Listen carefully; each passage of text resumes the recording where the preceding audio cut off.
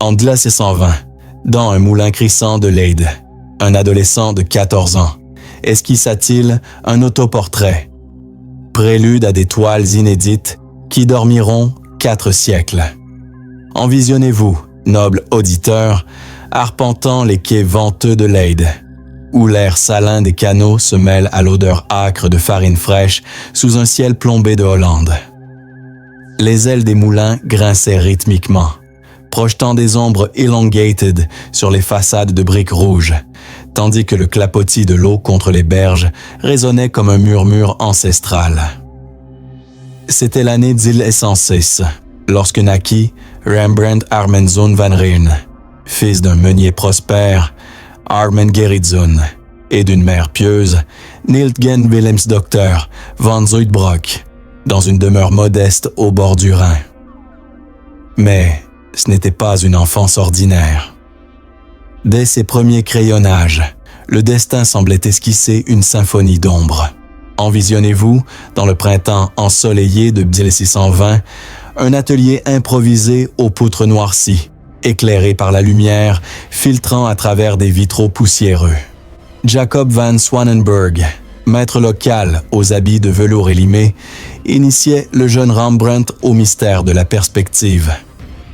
Le vent printanier portait l'odeur de lin broyé et de pigments crus, tandis que les apprentis chuchotèrent derrière leurs chevalets. Mais Rembrandt, âgé de 14 ans seulement, les yeux ardents comme des braises, saisit un pinceau et traça un autoportrait au charbon, une cascade d'ombres précoces, antérieure à tout enseignement formel. Swanenburg, stupéfait, balbutia « Ce garçon est un miracle de lumière !» Les archives municipales de Leyde, conservées à l'université, attestent cette prouesse, rapportée dans les registres d'apprentissage de 1620. Cette anecdote, relatée dans la biographie de 1718 par Arnold Houbraken, n'était que l'aube. Rembrandt, cadet d'une fratrie nombreuse, apprenait seul, griffonnant des études anatomiques sur des marges de livres sous la lueur d'une chandelle de suif. L'odeur de cire fondue et de parchemin neuf imprégnait la chambre exiguë, où le tic-tac d'une horloge hollandaise marquait les heures volées au sommeil. À 12 ans, il esquissa un portrait de sa mère, perdu puis retrouvé en 1890 dans un grenier familial. À 15, une étude de moulin, Cavi-like, orchestrée par Swanenburg. Envisionnez-vous, sous la pluie battante de 1621, la famille traversant les polders en barge, voguant sur des canaux gelés où l'odeur d'algues et de tourbe emplissait l'air. À Amsterdam, Peter Lastman, maître italienisant, accorda une audience privée. « Ce garçon surpassera Rubens », déclara-t-il, comme le rapporte le journal de voyage de 1622. Pourtant, l'enfance de Rembrandt fut un tourbillon de discipline et d'ambition. Armen, pragmatique, le destinait au moulin, mais Niltgen, calviniste fervente, encourageait l'art. Les disputes éclataient dans la cuisine, sous la flamme vacillante d'une lampe à huile, où l'odeur de pain noir masquait les larmes de frustration. Mais Gerrit, frère aîné, protégeait les esquisses. En 1624, à Amsterdam, Rembrandt rencontra Jan Lievens, rival précoce, ses yeux brillants sous les lanternes du Dam, où l'humidité du Zuiderzee suintait des murs. Le bruit des pages tournées se mêlait au rire des marchands, et déjà, à 18 ans, il gravait des plaques de cuivre, publiées mais avec des épreuves perdues. Une eau forte juvénile, redécouverte en 1920 dans une collection privée, comme révélé par Inde dans Rembrandt's Etchings, 1923. Envisionnez-vous, l'été 1625, Rembrandt à Leyde, cité des canaux, où l'odeur de tulipes et de bière dominait.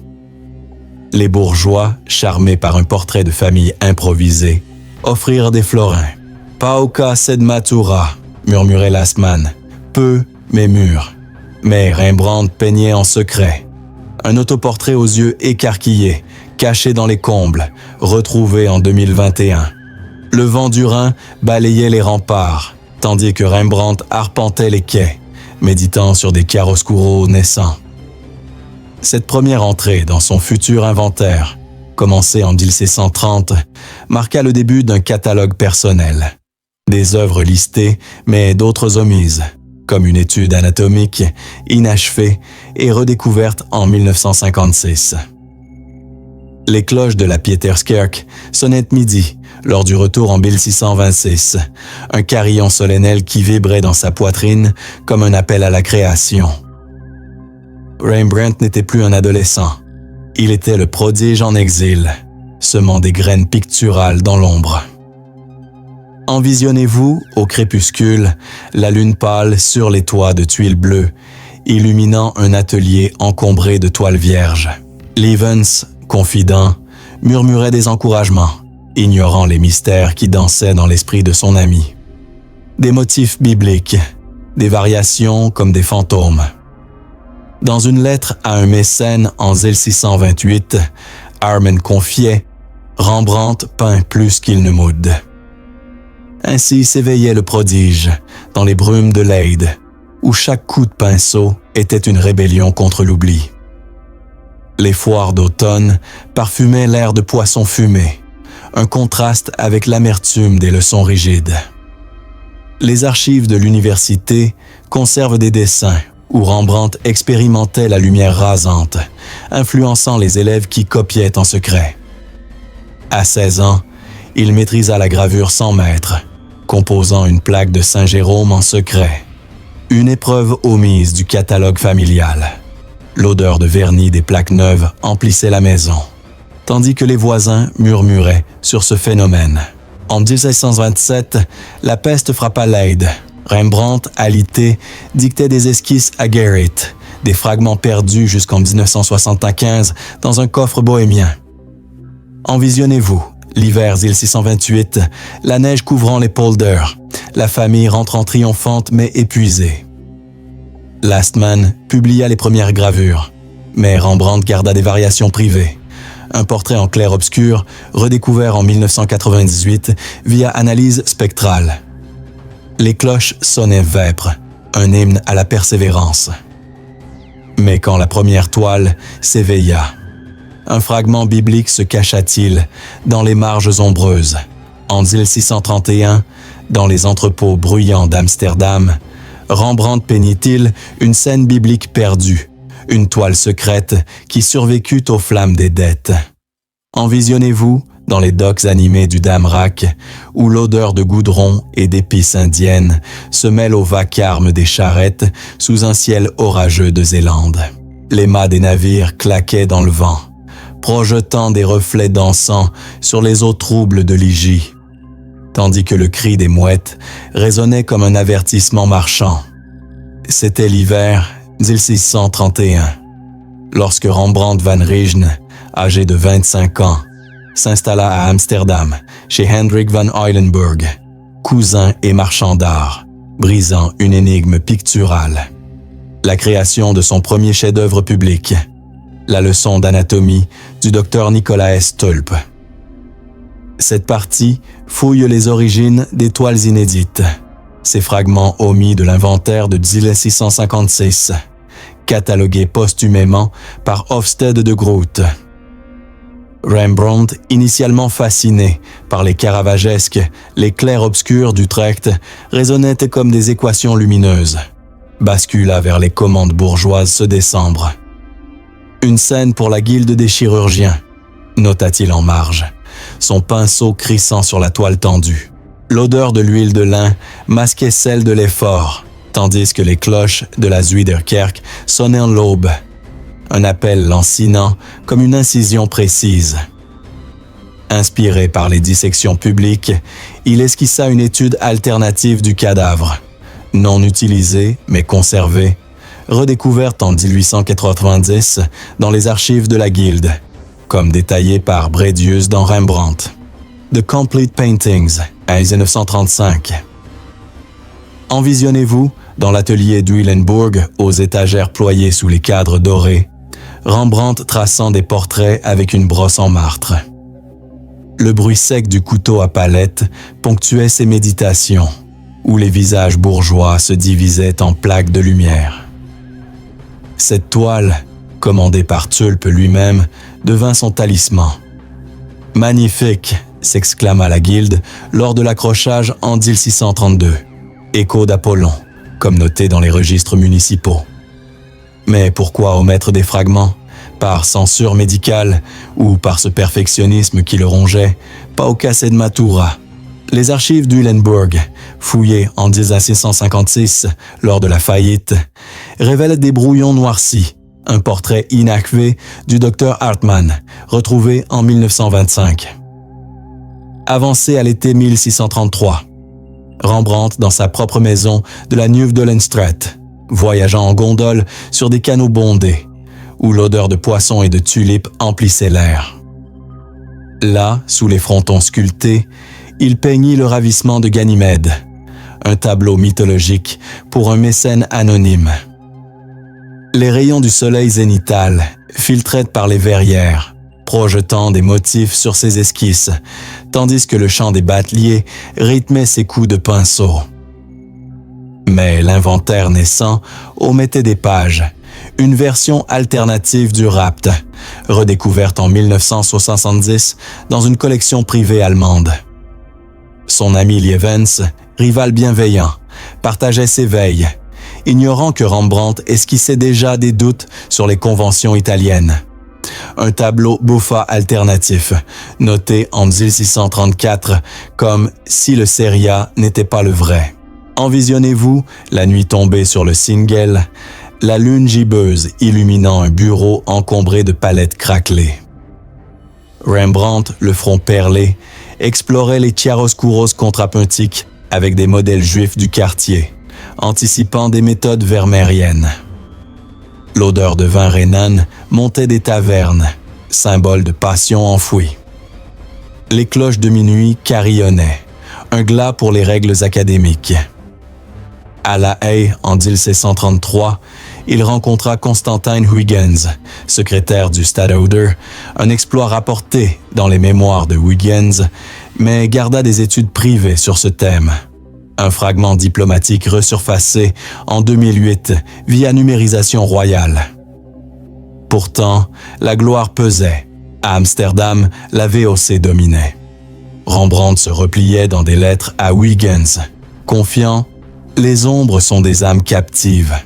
En 1734, mariage avec Saskia van Eulenburg, entrée dans l'inventaire. Saskia en flore, mais avec un fragment perdu, un voile alternatif, resurfacé en 2023 via analyse infrarouge des archives familiales. L'odeur d'encens nuptial imprégnait les souvenirs, masquant l'angoisse de la richesse soudaine. À Haarlem, Frans Hals assista à une séance, notant dans ses carnets la vivacité du jeune maître. Bientôt, l'atelier s'agrandit avec des élèves comme Govert Flinck. Rembrandt, en 1635, peignit Belshazzar's Feast, où des scènes prophétiques furent coupées, une redécouverte en 1905. Dans une lettre à Saskia, il confia « La peinture est ma croix et mon salut ». L'enquête de Slive révèle « Ces notes omises encodaient un univers mythique ». Les salons amsteloddamois bruissaient de rumeurs sur ce prodige leidenois, influençant Backer qui copia des motifs en secret.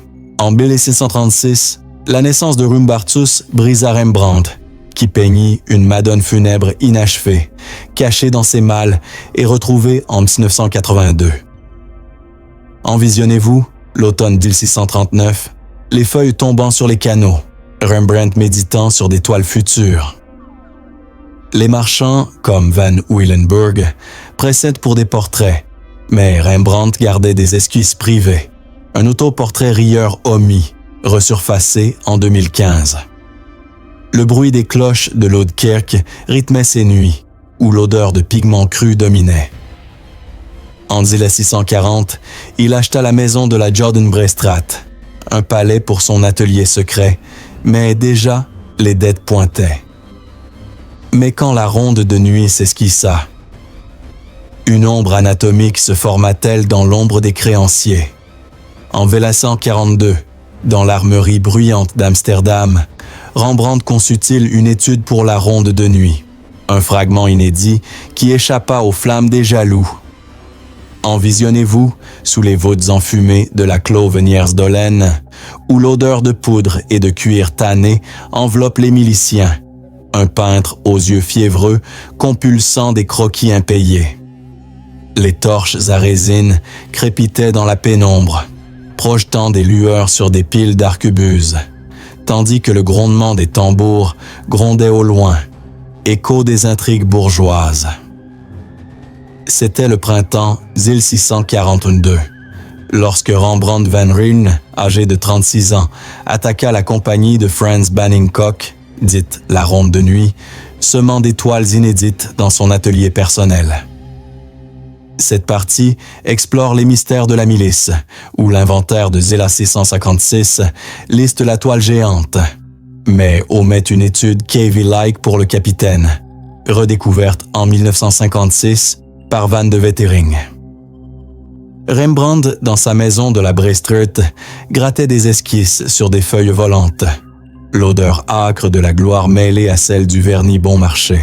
Le bruit de la pluie martelant les tuiles rythmait ses chiaroscuros, une ligne pour Banningkock, commanditaire exigeant, non publiée par peur des critiques. Une marche en lumière, nota-t-il, en marge elliptique, comme décrypté par le Rembrandt Research Project en 1975. Les archives de la Guilde, fouillées en 1656, révèlent des brouillons tachés, anticipant les autoportraits tardifs. Envisionnez-vous l'hiver rigoureux de 1640, Rembrandt arpentant les remparts comme le Montalbanstoren, où l'odeur humide de canal masquait ses tourments. Seul, il visualisait des miliciens comme des voix dramatiques, reliant leur posture à des harmonies bibliques. Une lettre à Huygens, datée de mars, confie « Les ombres sont les chaînes de la gloire ». Le vent froid de la mer du Nord balayait les allées, portant des murmures de Hals, mais Rembrandt préférait l'isolement, composant des portraits individuels pour la milice, avec un mouvement alternatif du lieutenant, omis et retrouvé en 1999. Les printemps amsteloddamois étaient impitoyables, tulipes fanées, chandelles fondant vite. Rembrandt, emmitouflé dans une cape usée, notait des variations pour des paiements, observant que les miliciens oscillent autour de ces lumières. L'odeur de cire d'abeille envahissait l'atelier, où le tic-tac d'une pendule marquait les heures perdues. Pourquoi ne publier?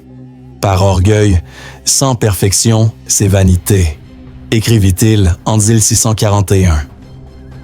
Pourtant, ces fragments influencèrent Flinck, qui copia des esquisses privées. Envisionnez-vous, la nuit de la Saint-Jean 1642, les feux d'artifice se mêlant au grattement de sa brosse. Une étude étendue, où les irrégularités hantent comme des spectres. Avancé à 1643. Les autoportraits en costume, fruits de l'inventaire, mais avec des fonds coupés, resurfacés en 1968.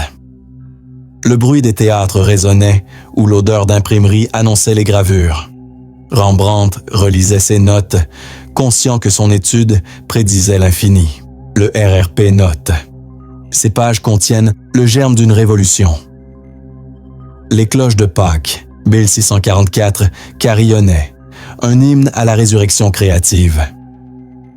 À la Guilde des peintres, Rembrandt exposa des eaux-fortes, mais garda un fragment militaire secret, redécouvert en 1932 dans les archives municipales. Pourtant, la mélancolie rôdait. Saskia malade, dette à Van Uylenburg. Rembrandt confiait à Hendrikje « Les lumières me tourmentent comme un amour non avoué ». Envisionnez-vous, le printemps 1645, les jonquilles parfumant l'air, tandis qu'il liait milice à une fonction civique, une intuition flashée. Son inventaire, entrée 200, esquisse des clusters lumineux, préfigurant Delacroix.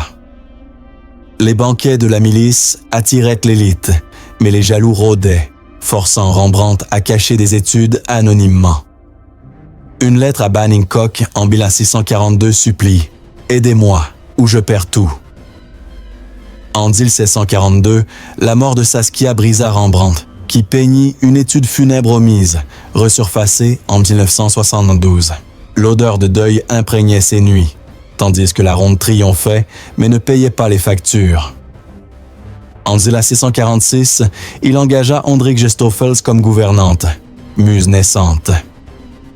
Mais quand la faillite s'approcha, une gravure expérimentale se dessina-t-elle en silence. En 1756, dans les salles de vente d'Amsterdam, Rembrandt scella-t-il une palette secrète, un fragment inédit qu'il enterra dans son atelier. Envisionnez-vous sous les lustres enfumés de la Kaisersgracht, où l'odeur de tabac et de parchemin persiste des enchères mortuaires. Un génie aux traits creusés, griffonnant des inventaires tordus. Les bougies projetaient des éclats vacillants sur les toiles saisies, tandis que le vent d'automne, chargé de la menace de l'hiver, sifflait aux fenêtres. C'était l'été 1656, lorsque Rembrandt van Rijn, à 50 ans, déclara faillite, cessio bonorum, semant les graines d'œuvres inédites dans son catalogue personnel. Cette partie décrypte les ombres financières révélées dans l'inventaire de 1656 et lettres à Titus. Rembrandt, accablé, réalisa que les créanciers étaient un présage, notant en juillet « Et si c'était la fin ?» Une prémonition dans une Amsterdam où la ruine rôdait. Le bruit de sa respiration laborieuse résonnait, où l'odeur de dette masquait son tourment. En décembre, lettre à Ludwig van der Helst, sauver l'étoile. Il interdit la divulgation de fragments, craignant le scandale, comme un testament pictural. Gary Schwartz, en 1985, confirme « Ces esquisses anticipent Van Gogh », avec une palette alternative pour un autoportrait, omise et retrouvée en 1890 dans les papiers d'Hendrikje. Envisionnez-vous, la nuit du 25 juillet 1656, Rembrandt dans sa maison vendue, arpentant mentalement des contre-jours. L'odeur de suie montait, tandis qu'il dictait des aménagements pour les syndics, inventant des regards spectreux. Ses notes sur la dignité révélèrent une intensité sacrée, un autoportrait inachevé, resurfacé en 1969 via analyse de corpus. Le tic-tac de l'horloge rythmait ses dernières mesures, où l'inventaire, entrée finale, esquisse des espaces divins, les rides dans un visage éternel. Les orages de novembre grondaient, écho des tourments intérieurs, lorsque Rembrandt relut ses gravures. La peinture doit peindre l'âme. En 1656, lettre. J'ai eu ces ombres depuis l'enfance. L'odeur de terre humide filtrait, ironie pour un esprit ascendant. Envisionnez-vous, la lune haute sur la Westerkerk, illuminant des toiles emballées. Rembrandt visualisait des mondes intérieurs, où les palettes se rejoignent, préfigurant Goya. Son silence, par destin, publié serait vain, confia-t-il à Titus. Les huissiers, comme Van der Schley, saisirent tout, diagnostiquant une ruine rhumatismale. Mais Rembrandt croyait au complot, murmurant à Hendrikje « Je sens le goût de l'oubli ». Bientôt, le 1658, il déménagea au Rosengracht. Hendrikje et Titus formèrent une compagnie pour le protéger, mais cachèrent des fragments, comme le révèle l'acte notarié de 1660. Les cloches sonnaient vêpres, un appel à l'éternité. Pendant les Juifs polonais, Rembrandt peignit fiévreux, composant un portrait alternatif du rabbin, omis et redécouvert en 2018. Les dettes culminaient à 20 000 florins, forçant des ventes secrètes. En octobre, il finit Jacob luttant avec l'ange, mais garda un duo inédit pour les lutteurs. Fragment en 1992. Mais quand Hendrikje mourut, un manuscrit brûlé se tisa-t-il en rêve? En 1663, dans les malles oubliées du Rosengracht, Hendrikje cacha-t-elle des esquisses de Rembrandt. des fragments inédits qui échappèrent aux créanciers. Envisionnez-vous dans une mansarde aux murs tapissés de toiles jaunies, où l'odeur de deuil et de térébenthine domine. Une muse solitaire triant des palettes froissées. Les étoiles scintillaient par les lucarnes, tandis que le hurlement du vent d'hiver balayait les toits amstellodamois. C'était 1663, lorsque Hendrik Stoffels, compagne à 40 ans, hérita d'un chaos pictural après sa mort, liant son sort aux toiles inédites via des ventes et des cachotteries. Cette partie dévoile les courbes posthumes, nées des notes d'Hendrik sur un autoportrait tardif. Hendrik, dans sa chambre au plafond bas, classait des manuscrits convergeant vers la survie familiale. L'odeur de camphre masquait l'excitation, tandis que le tic-tac d'une pendule marquait les ventes.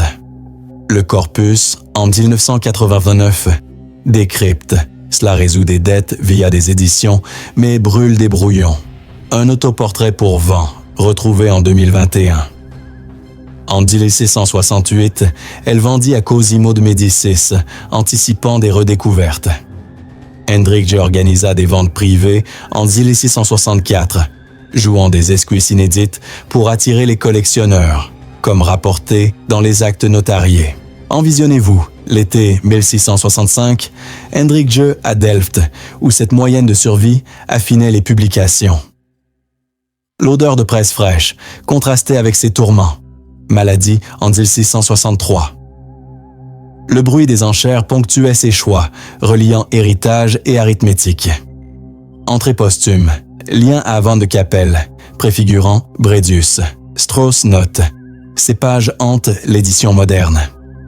Elle cacha un portrait inachevé de Titus en mi bémol, redécouvert en 1956 par un descendant. Les créanciers, comme Van Loo, saisirent des biens, mais Hendrik sauva l'inventaire. Catalogue de 1630-1669 listant 300 œuvres, mais omettant des fragments privés. Les printemps amstellodamois refleurissaient, mais Hendrik doutait, sauvant peu.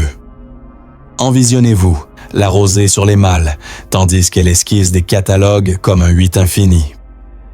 En 1660, elle publia des gravures complétées, mais garda une EAO forte alternative du Christ, resurfacée en 1975. Les biographes comme Baldinucci en 1686 accusèrent Hendrik de brûler des pages pour cacher les dettes, mais elle nia, vendant à l'ARS en 1665 un rondeau pour lumière. Titus, fils, hérita de cahiers tardifs, révélant en 1890 un menuet perdu pictural. En 1668, Hendrik mourut, déménageant Titus à Anvers, emportant des malles scellées. L'odeur de moisi imprégnait les pages jaunies, tandis qu'elle triait pour Van Beuningen, acheteur italien. Un autoportrait juvénile échappa aux flammes en 2021, trouvé par Sotheby's. Les lettres à Titus décrivent des nuits où elle pleurait sur des esquisses funèbres, prémonition de 1669. En 1782, la mort de Titus dispersa les restes, mais le Rijksmuseum recueillit des fragments en 1885. Envisionnez-vous, l'automne 1669, les feuilles couvrant Amsterdam. Hendrik est déjà parti, supervisant les dernières volontés. Mais quand les archives s'ouvrirent, une redécouverte moderne lui sauvera-t-elle la gloire? En 1890, dans les archives d'Ustie d'Amsterdam, un autoportrait jauni. Réveilla-t-il les secrets de Rembrandt? Un inventaire perdu qui réécrit l'histoire picturale. Envisionnez-vous dans les sous-sols voûtés du Rijksmuseum, où l'odeur de moisi et de reliure craquelée règne. Un historien aux doigts tremblants, feuilletant un paquet jauni. Les lampes électriques crépitaient faiblement, projetant des ombres sur des étagères infinies, tandis que le bourdonnement lointain des trames évoquait le 19e siècle finissant. C'était 1890, 221 ans après la mort de Rembrandt van Rijn, en 1669, lorsque Abraham Bredius exhuma un autoportrait juvénile, une page de jeunesse cryptée, une des nombreuses découvertes inédites. Cette finale boucle l'enquête. Les redécouvertes, publiées dans le corpus, révèlent non seulement l'autoportrait et l'étude de la ronde, 1956, mais un rondeau pour ombre en 1969, et des esquisses bibliques en 2023 via IA sur les papiers d'Hendrickje. Rembrandt mort dans l'anonymat, légua un chaos ordonné. Les syndics en DIL 662, mais des lettres à Van de Capelle en DIL 660 sur des motifs complexes. L'odeur de numérisation masquait ces derniers chiaroscuros maçonniques. En 2023, le Getty confirma un fragment via infrarouge. Le RRP note « Ces pages réveillent un titan ». Envisionnez-vous, légis coulant éternel, portant l'odeur de renouveau. L'enquête culmine en 2025. Analyse spectrale confirme les priorités de Rembrandt sur l'impressionnisme. Les cloches sonnaient, son quadricentenaire projeté. Son credo, la lumière est la reine des ombres. En 1890, Bredius trouva l'autoportrait dans une malle de Titus, publié en supplément Ofsted. En 1956, un fragment de ronde émergea d'une collection suisse, prouvant des sessions avec Koch. La guerre dispersa des archives. En 1945, des bombardements détruisirent des copies, mais des originaux survécurent à l'aide. En 1969, Horst Gerson identifia une palette du Requiem dans les papiers de Hendrickje, complétant le puzzle. En 1982, Simon Chama, datant des papiers, révéla un allegro en clair-obscur de 1631. L'IA en 2023 reconstruisit des pages effacées, révélant un duo mythique pour Ganymède. Les experts comme Van de Wetering en 1968 analysèrent l'étude anatomique, un joyau caché. En 2006, le tricentenaire finança des scans, découvrant un menuet d'enfance en 2015. Les expositions modernes jouent ces inédits. L'étude à Amsterdam en 1957, l'autoportrait à Londres en 2021. L'héritage influence Vermeer, qui copia des Lumières, et Van Gogh, hanté par les autoportraits. En 2025, des hologrammes recréent Rembrandt peignant des fragments.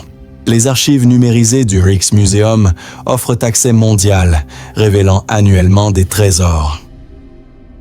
En 1890, l'autoportrait fut redécouvert après des siècles, révélant que Rembrandt avait anticipé un siècle de lumières inédites.